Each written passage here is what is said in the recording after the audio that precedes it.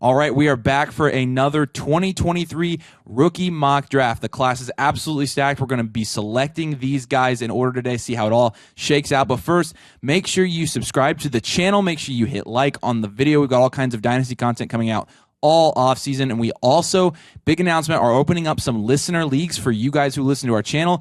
You can access these through our Discord, which is also through our locals page. It's $3 a month, so don't get surprised when you get there. But if you're a supporter of the show, we're going to let you in. We're going to do listener leagues just for people who listen to the show and for supporters of DD, so make sure you check that out as well.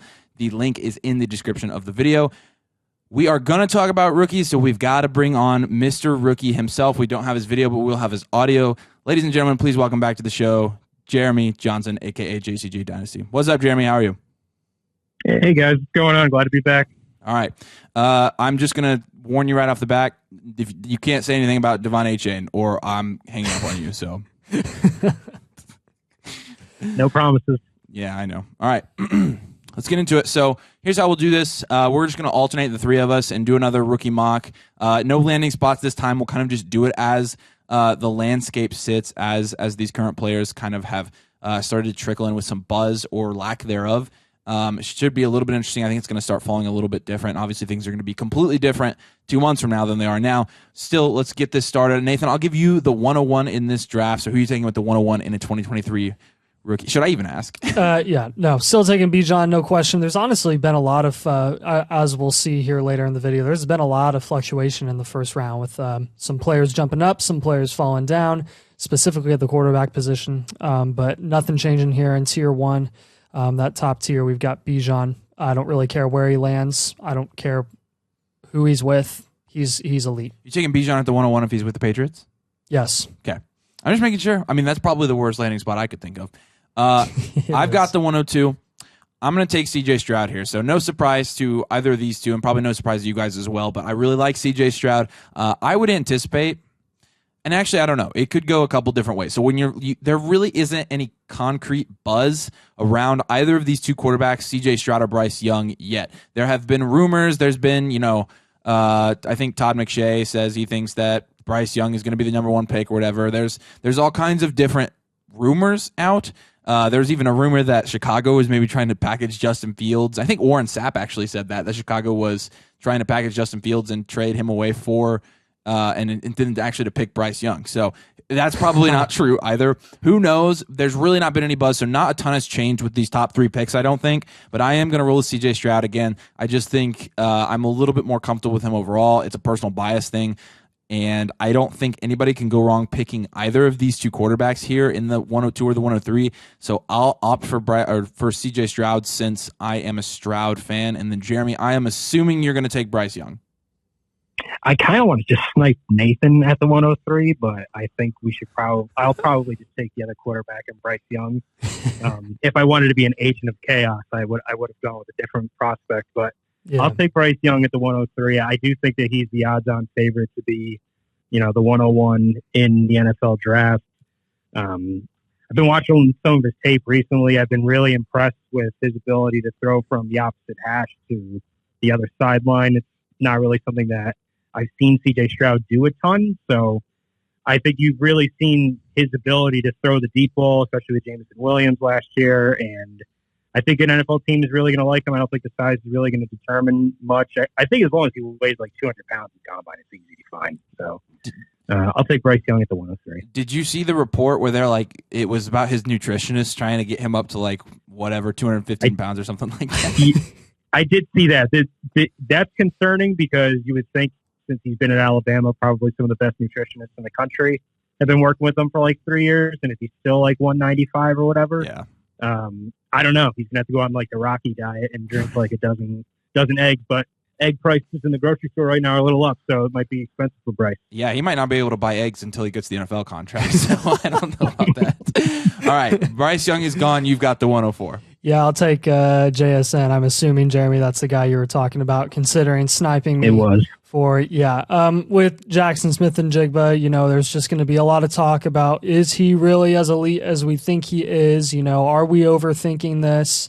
I would say no. I mean, don't don't look further than his production at Ohio State and let it speak for itself. I mean, I know we've looked at landing spots here before. We love seeing him at the Giants. We love seeing him mocked to places that need receivers like the Giants, and that would just be ideal. But honestly, JSN is another guy where I just think he's so talented at his craft, so ahead of just everyone else at his age.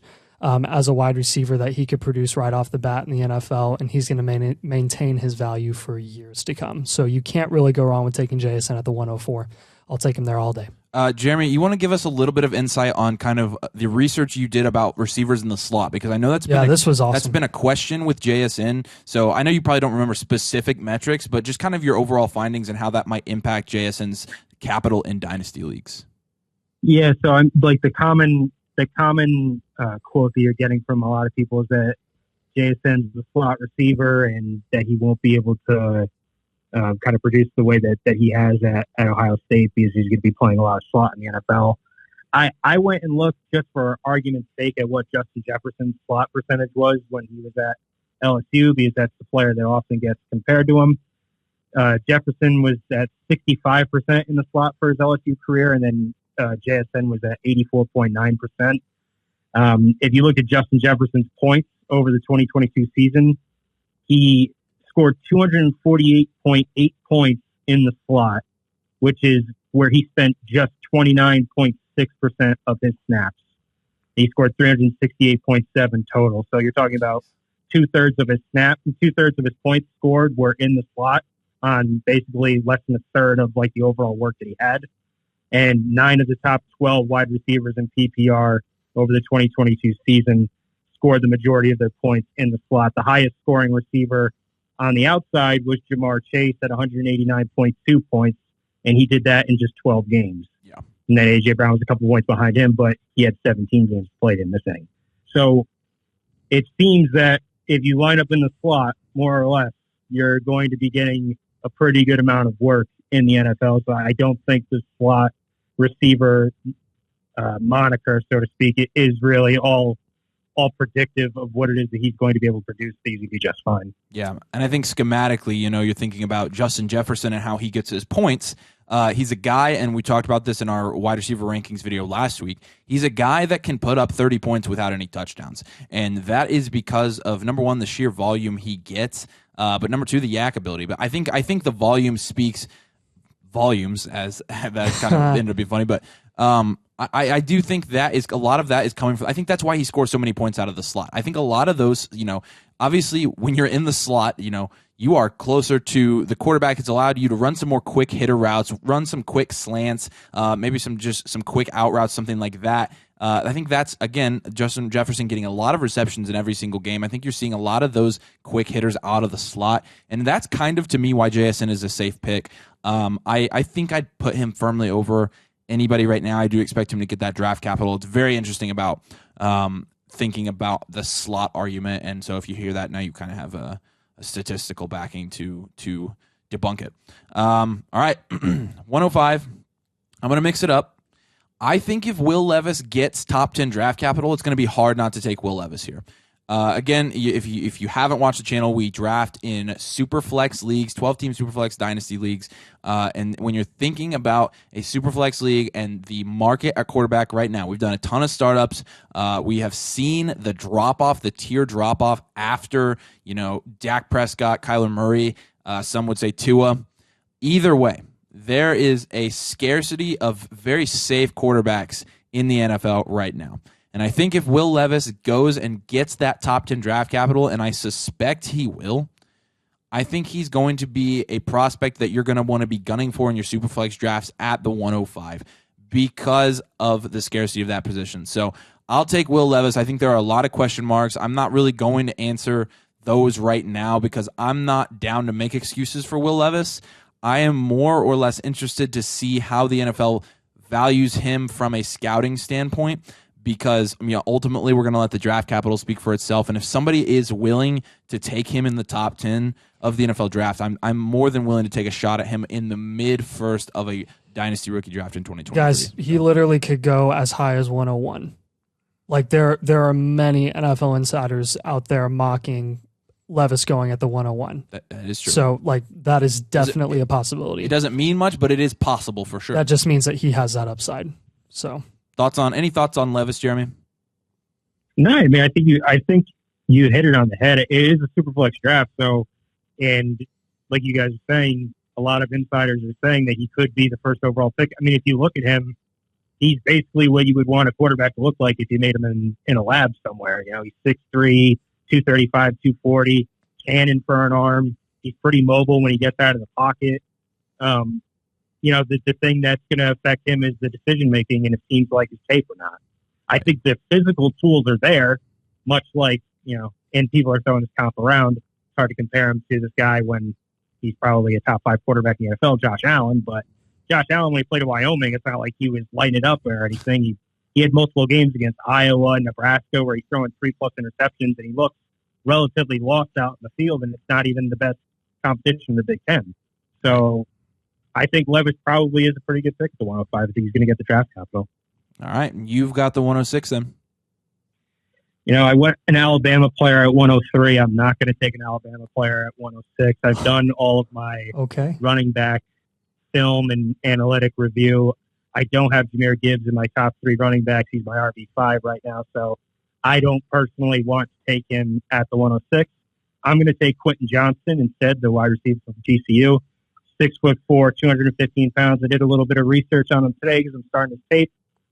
He averaged 10.3 yards after the catch per reception versus man coverage, which is tops in the 2023 rookie class. He had a 96.5 overall PFF score on targets 20 yards plus down the field. And if you account for his 6'4", 215 pound frame in that TCU Michigan game where he caught that 76-yard man beater route, he reached 21 miles per hour going down the sideline right there. So you're talking about somebody that is big, fast, athletic, strong, and I think he's definitely going to be a first-round pick. I don't see how he wouldn't be given what he's going to do at the combine. Yeah, I mean, talk about made in a lab. This man is just a freak, a specimen. So, like, he will be, maybe not even debatably, he has the highest ceiling, not only from an NFL perspective in this class at wide receiver, but even from a fantasy production perspective here too. So I'm actually a fan of that pick, and I have no problem with QJ going over Gibbs, but I will go Gibbs here at the 107. I think if you can land Gibbs at the 107, at least in the early stages of mock drafts right now, you've got to be excited about that opportunity. So Gibbs, I still am expecting him to go late first to one of those elite passing teams that we're expecting. We don't expect him to be a bell cow running back. We don't expect him to be an every down, 3 down, getting the majority of the carries, but we are kind of hoping that he's going to get most of that target share in the backfield and more of like an Aaron Jones-esque kind of guy, even though we don't love that as a comp form because he is such a unique player. That's definitely the upside he has. He's shown that in college, and I love him here at the 107. Yeah, I'm a fan of Jahmyr Gibbs too. Jeremy kind of, gave us his break. He's obviously got him at RB5. It's BMI concerns, right? Yeah, probably. Yeah, Jeremy, what's your in a nutshell? What's your main concern with Gibbs? I mean, it's a multitude of things. That the BMI, I don't particularly care. I have Devon Achane as my RB3, so I don't particularly care about the BMI.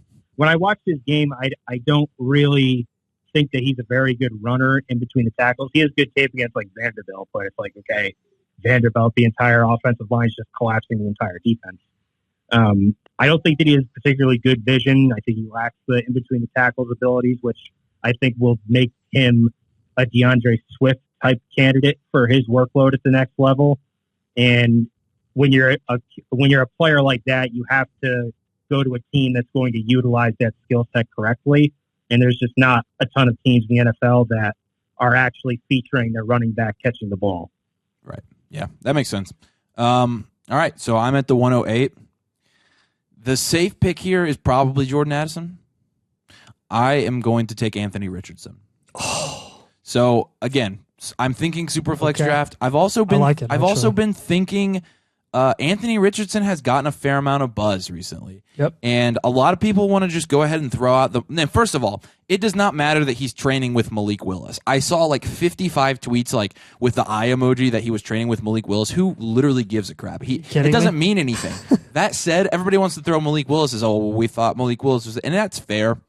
But I think Anthony Richardson's significantly better in a lot of ways than Malik Willis. I mean, starting with the level of competition he was playing, but just the ability to make NFL reads as well, I mean, I think is much higher than Malik Willis. Malik Willis was, essentially only running an RPO at Liberty, if I'm not mistaken. So yep, there's a lot there. The main thing with Anthony Richardson that has kind of bumped him up my board is the buzz he's getting.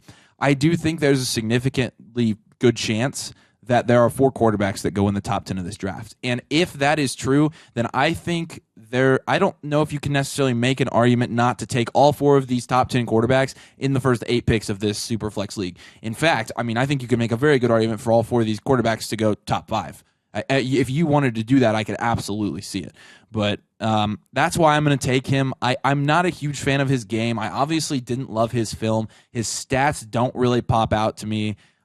But again, we've seen it all the time with these NFL QBs coming in, and if we're going to make excuses for Will Levis, which I'm not really on board for, I'm not going to use that same logic against Anthony Richardson.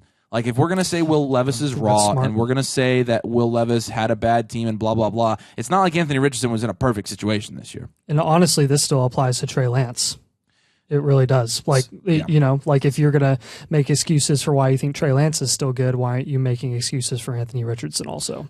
When they have really, I mean, Anthony Richardson debatably has even more eye-popping and elite tools than Trey Lance did as a prospect coming out of college, just in terms of athleticism and the ridiculous power he has, velocity he has behind the ball.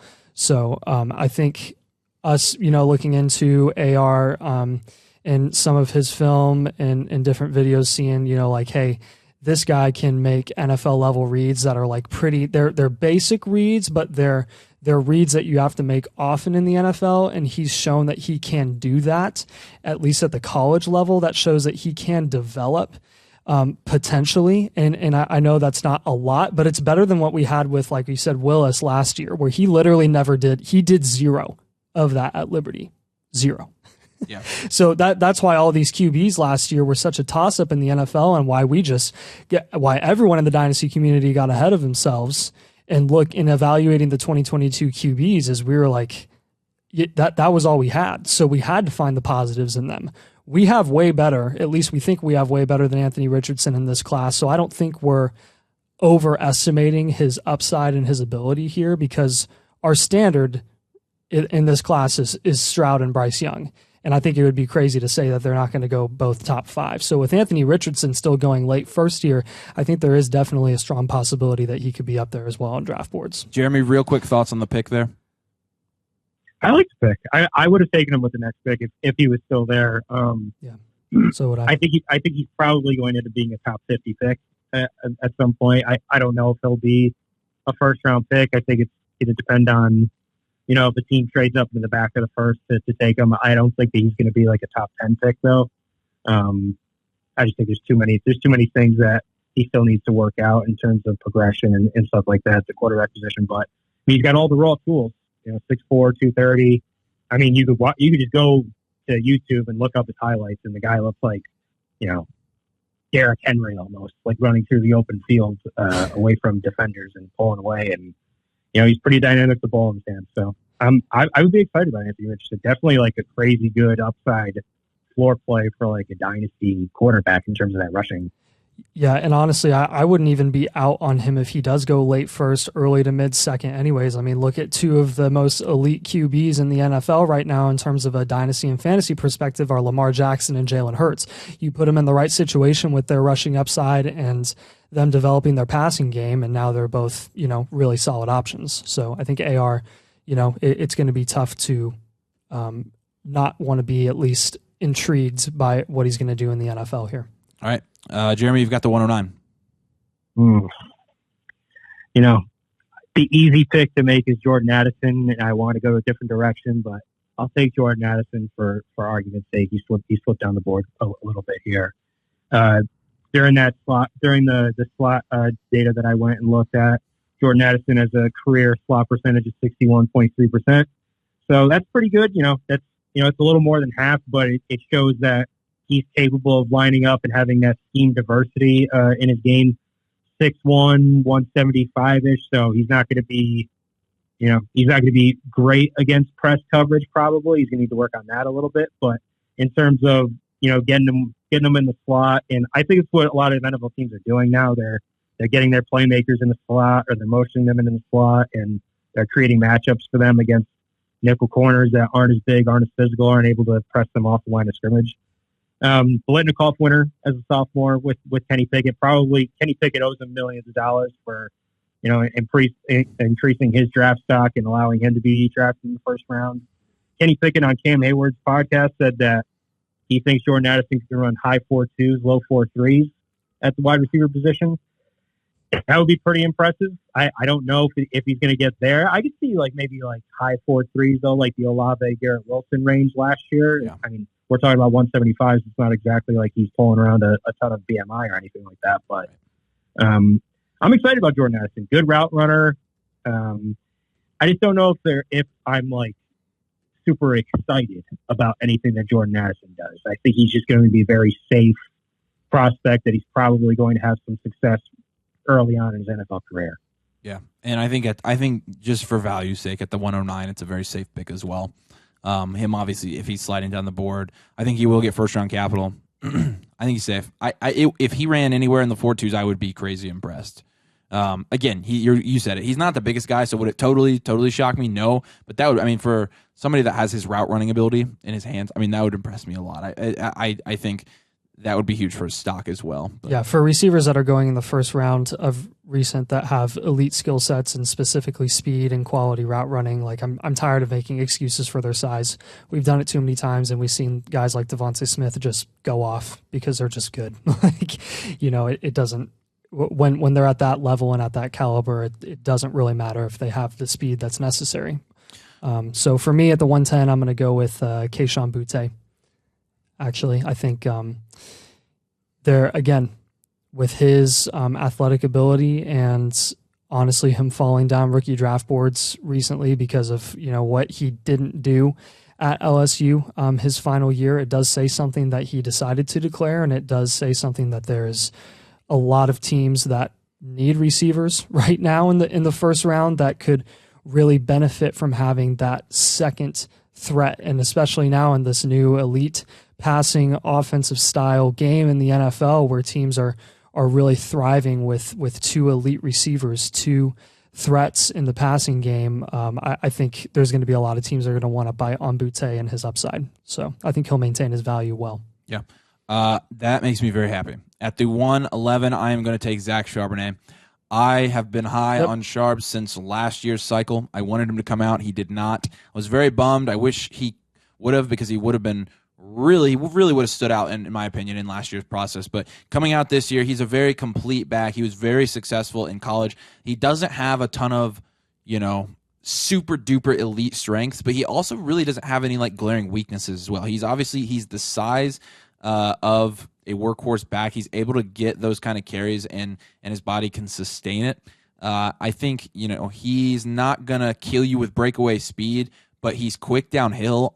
He hits the hole well. I think he's got good vision. I think he's got enough twitch to make it work in the NFL. There's just, in terms of being well-rounded as a running back, there's not a ton of guys in this draft that I would put above him in that category. I think Gibbs is very elite at receiving. I think A-Chain is extremely fast. I think, Sean Tucker, I think he's kind of well-rounded, but just not as good in some of these things as Charbonnet, in my opinion. I know a lot of people are high on Sean Tucker. So I really like Charbonnet here. I'm hoping he gets second-round capital. I know that's probably unlikely, but we thought that with Cook last year, and he ended up getting late second capital. So if he gets second-round capital, I am all in. I'm drafting him everywhere. Really like him. I think he's going to have a good career in the NFL. I think he's going to be a very successful NFL back. So, all right, you got the last one, JC.